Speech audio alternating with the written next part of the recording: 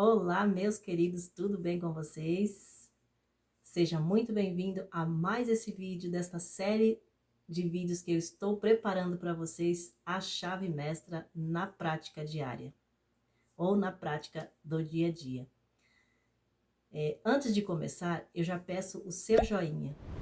E se você ainda não está inscrito aqui no canal, que você se inscreva, compartilhe com seus amigos, que eu agradeço muito a sua contribuição aqui no canal. Eu vou falar sobre um pequeno trecho deste capítulo, o capítulo 15. E mais uma vez, o autor fala das leis do universo. Esse é um assunto muito, mas muito importante de entender para se viver em conformidade com essas leis. Nós precisamos entender as leis universais e trabalhar de acordo com elas. E quando algo não está em harmonia na nossa vida, podemos perceber que ali tem sim alguma das leis do universo que está sendo infligida. E aí a gente não sabe, a gente não consegue identificar o que está acontecendo se eu não tenho conhecimento dessas leis e como elas funcionam. Como que eu tenho que agir para estar indo a favor das leis e não contra elas. Entender e trabalhar junto com essas leis é cooperar para o crescimento. Eu estou cooperando para o meu crescimento e meu bem-estar, a fluidez na minha vida. Olha o que ele diz aqui, nesse pequeno trecho. A lei da atração ou a lei do amor, pois as duas são uma coisa só. Trará o que for necessário para o crescimento e a maturidade do pensamento. A primeira forma que o pensamento encontra é a linguagem ou as palavras. Isso determina a importância das palavras. Mais adiante aqui, o pensamento pode levar à ação de qualquer tipo, mas qualquer ação é apenas um pensamento tentando se expressar de uma forma visível. Então, é o que eu sempre digo, ninguém terá saúde falando de doença, ninguém terá abundância falando de pobreza, reclamando dos preços, reclamando da alta de isso, de aquilo, Ninguém terá relacionamentos felizes falando mal das pessoas. E por aí vai. As nossas palavras são sementes. Se eu quero abundância e harmonia na minha vida, eu preciso escolher pensamentos e palavras, frases, conversas de abundância. Fale daquilo que você quer, não daquilo que você não quer. E para o exercício dessa semana, ele diz que é para a gente formular um programa concreto. Pense naquilo que você mais deseja na sua vida. Pense naquilo que você deseja que se concretize. Você vai formular um programa. Como que você quer que aconteça? Aliás, o que você quer que aconteça? Como que você quer? E escreva, se for preciso, nos mínimos detalhes. O seu desejo realizado. Tenha uma visão clara do seu desejo. Faça uma visualização. Se veja na condição desejada. E aplique todos os princípios que ele fala aqui neste livro e neste capítulo. E no mais, meus queridos, só ouvindo atentamente a leitura desse capítulo que está excelente. Está muito esclarecedor, muito prático, muito fácil de se entender. Ouça a leitura desse capítulo e põe em prática. Porque ele diz também que só o conhecimento não tem valor algum, se não for colocado em prática. Tá bom? E vamos à leitura então deste capítulo.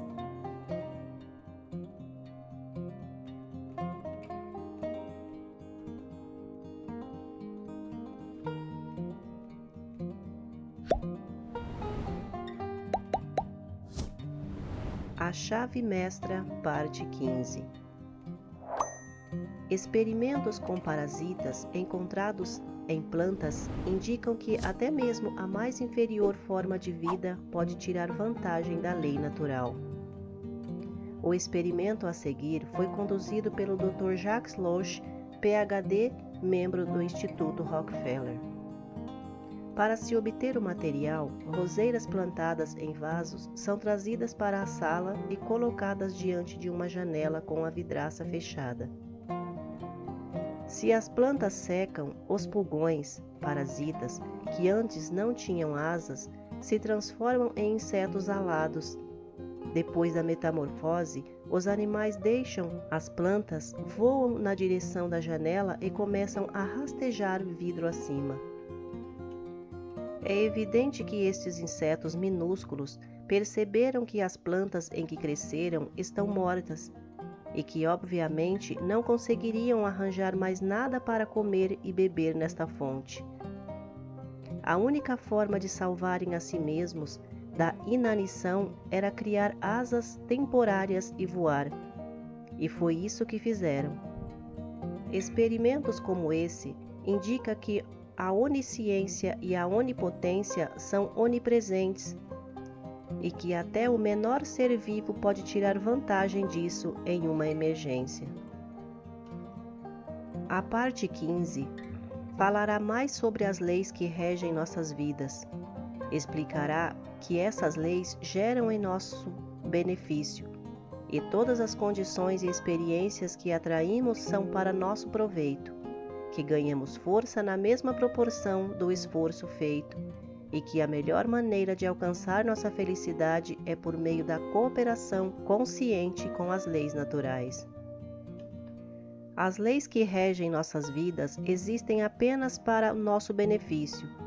Essas leis são imutáveis e não há como escaparmos da sua ação. Todas as grandes forças eternas agem em solene silêncio, mas podemos entrar em sintonia com elas e assim expressar uma vida de semelhante paz e felicidade. Dificuldades, desarmonia e obstáculos indicam que estamos recusando a abrir mão do que não precisamos mais ou aceitar o que nos é necessário. O crescimento é alcançado por meio de uma troca do velho pelo novo, do bom pelo melhor. É uma ação condicional e recíproca, pois cada um de nós é uma entidade pensante completa. E essa completude faz com que seja possível recebermos apenas o que ofertamos. Não podemos obter o que precisamos se nos agarramos obstinadamente ao que temos. Somos capazes de controlar conscientemente nossas condições quando avaliamos de maneira sensata o propósito do que atraímos. E podemos extrair de cada experiência somente o que precisamos para continuar crescendo. Nossa capacidade de fazer tal coisa determina o grau de harmonia ou felicidade que alcançamos.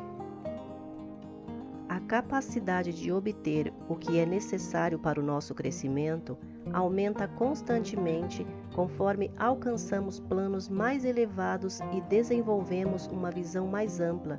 E quanto maior a nossa capacidade de saber quais são as nossas necessidades, mais seguro devemos ser para que possamos reconhecer a presença dessas coisas, atraí-las e absorvê-las.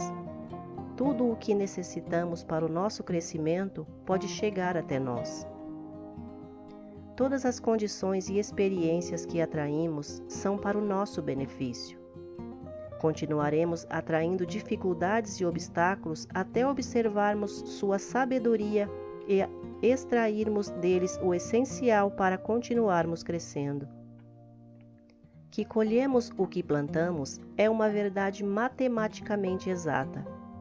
Ganhamos força permanente na medida exata do esforço feito para superarmos as dificuldades. As necessidades inexoráveis do crescimento exigem que exerçamos o mais elevado grau de atração para obtermos o que está em total sintonia conosco. Nossa maior felicidade será alcançada pela compreensão das leis naturais e por nossa cooperação consciente com essas leis. Para que tenha energia, o pensamento deve estar impregnado de amor. Amor é um produto das emoções. portanto, é fundamental que as emoções sejam controladas e direcionadas pelo intelecto e pela razão. É o amor que transmite energia para o pensamento, permitindo assim que ele germine. A lei da atração ou a lei do amor, pois as duas são uma só coisa, trará o que for necessário para o crescimento e a maturidade do pensamento. A primeira força que o pensamento encontra é a linguagem, ou as palavras. Isso determina a importância das palavras. Elas são a primeira manifestação do pensamento, os recipientes que o contêm. Elas agarram o éter e, ao colocá-lo em ação, produzem o pensamento para outras pessoas na forma de sons. O pensamento pode levar a ações de qualquer tipo, mas qualquer ação é apenas o pensamento tentando se expressar numa forma visível. Portanto, é evidente que, se queremos condições desejáveis, devemos cultivar apenas pensamentos desejáveis. Isso nos leva à inevitável conclusão de que, se desejamos expressar fartura em nossas vidas, devemos cultivar somente pensamentos de abundância. E como as palavras não passam de pensamentos tomando forma, devemos ser especialmente cuidadosos em usar apenas linguagem construtiva e harmoniosa, a qual, quando finalmente se cristalizar em formas objetivas, será para o nosso benefício. Não podemos evitar as imagens que fotografamos sem parar em nossa mente. E essa fotografia de ideias errôneas é exatamente o que fazemos ao usarmos as palavras quando utilizamos qualquer forma de linguagem que não tem relação com o nosso bem-estar. Passamos a manifestar mais e mais vida conforme nosso pensamento torna-se mais claro e avança para os planos mais elevados. Isso é mais facilmente alcançado quando usamos imagens de palavras que são claramente definidas e livres de ideias ligadas a elas em planos menos elevados de pensamento. É com palavras que devemos expressar nossos pensamentos, e se formos fazer uso de formas mais elevadas de verdade, podemos utilizar apenas material que tenha sido selecionado com cuidado e inteligência, tendo tal propósito em vista. Esse maravilhoso poder de expressar os pensamentos na forma de palavras é o que diferencia os seres humanos do restante do reino animal. Pelo uso da palavra escrita, podemos olhar para trás ao longo de séculos e ver cenas interessantes que passaram a fazer parte da nossa herança atual. O ser humano pode estar em comunhão com os maiores escritores e pensadores de todos os tempos e, portanto, todos os registros que possuímos hoje em dia constituem a expressão do pensamento universal que procura tomar forma na mente do homem. Sabemos que o pensamento universal tem como meta a criação da forma. Sabemos que, do mesmo modo, o pensamento individual está sempre tentando se expressar na forma. E sabemos que a palavra é uma forma de pensamento, e que uma frase é uma combinação de formas de pensamento. Portanto, se desejamos que o nosso ideal seja forte e belo, devemos entender que as palavras com as quais criar esse templo devem ser precisas e combinadas com cuidado, porque a precisão na construção de palavras e frases é a forma mais elevada de arquitetura da civilização e o passaporte para o sucesso. Palavras são pensamentos e, portanto, um poder invisível e invencível, e se materializarão na forma que lhes foi dada. As palavras podem se transformar em lugares mentais que existirão para sempre, ou podem se transformar em barracões que uma simples brisa derruba. Elas podem agradar os olhos e ouvidos, podem conter todo o conhecimento. Nelas encontramos a história do passado e a esperança do futuro.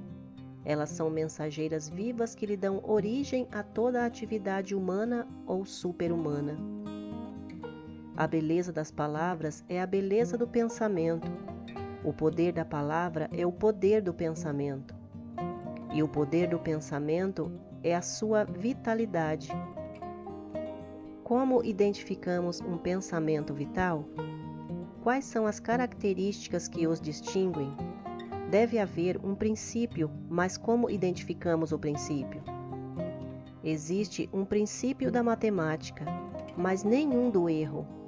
Existe um princípio da saúde, mas nenhum da doença. Existe um princípio da verdade, mas nenhum da desonestidade. Existe um princípio da luz, mas nenhum da escuridão. Existe um princípio da abundância, mas nenhum da pobreza. Como sabemos que isso é verdade? Para se aplicarmos o princípio da matemática corretamente, sem dúvida, alcançaremos nossos resultados. Onde há saúde, não há doença. Se conhecermos a verdade, não nos deixaremos enganar pelo erro. Se deixarmos entrar luz, não haverá escuridão. E se há abundância, não pode haver pobreza. Esses são fatos evidentes por si sós. Mas a verdade importantíssima é que um pensamento que contém princípio é vital. E, portanto, contém a vida, e consequentemente cria raízes, e por fim e com certeza acaba por deslocar os pensamentos negativos, os quais, devido à sua natureza, não contêm vitalidade. Isso parece ter sido esquecido. Mas esse é o fato que lhe permitirá eliminar qualquer tipo de dissonância, insuficiência e limitação. Não há dúvida de que aquele que é sábio o bastante para compreender, logo conhecerá que o poder criativo do pensamento coloca uma arma invisível nas mãos desse indivíduo e faz dele senhor do seu destino. No mundo físico existe uma lei da compensação que é o surgimento de certa quantidade de energia em um lugar significa o desaparecimento da mesma quantidade de energia em outro lugar. Por isso, entendemos que só podemos receber aquilo que ofertamos. Se prometermos a nós mesmos fazer determinada coisa, devemos estar preparados para assumir a responsabilidade de realizá-la. O subconsciente não é capaz de raciocinar. Ele confia em nossa palavra. Se pedimos algo, nós receberemos o que pedimos. Se fizermos nossa cama, temos que nos deitar nela. Os dados foram lançados. Os fios formarão o padrão que escolhermos.